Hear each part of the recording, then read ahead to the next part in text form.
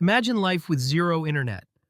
No scrolling, no streaming, no online games. Sounds impossible, maybe even boring, right?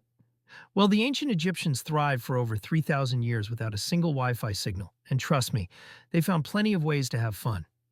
So, how did people entertain themselves along the Nile millennia before memes? Let's dive in. First stop, the mighty Nile River. It wasn't just their source of life, it was their playground. Egyptians were keen swimmers and loved boating. But forget leisurely cruises. Picture this: teams on rickety reed boats, armed with long poles, trying to knock their opponents splash first into the river.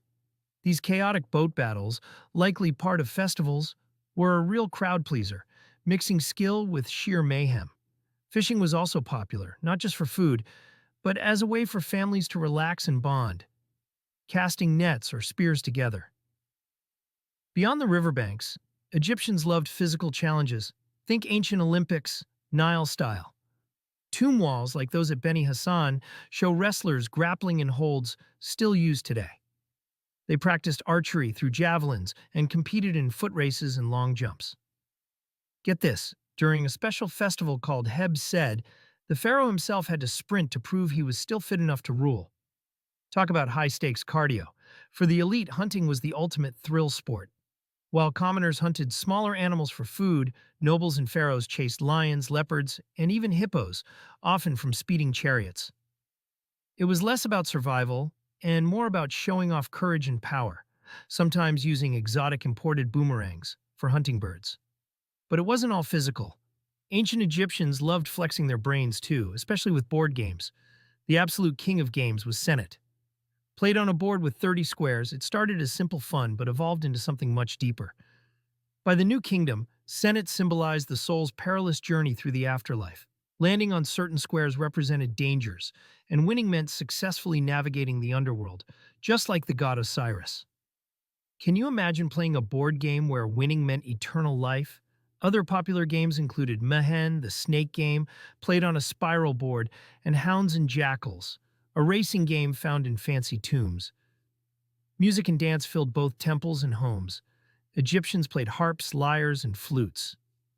Rattles called sistrums were shaken during rituals for Hathor, the goddess of joy and music.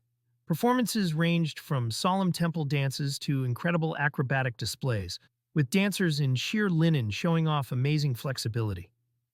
There were even special funeral dancers, the Mew dancers, who performed energetic routines to help guide the deceased into the afterlife. Yes, they literally danced for the dead. At home, wealthier Egyptians relaxed in beautiful gardens, with pools and shade trees, listening to music. Storytelling was huge, with elders sharing epic tales and moral lessons. And kids? They had toys. Archaeologists have found clay balls, dolls, pull-along animals like a cool wooden crocodile with a moving jaw, and knucklebones used for games similar to jacks.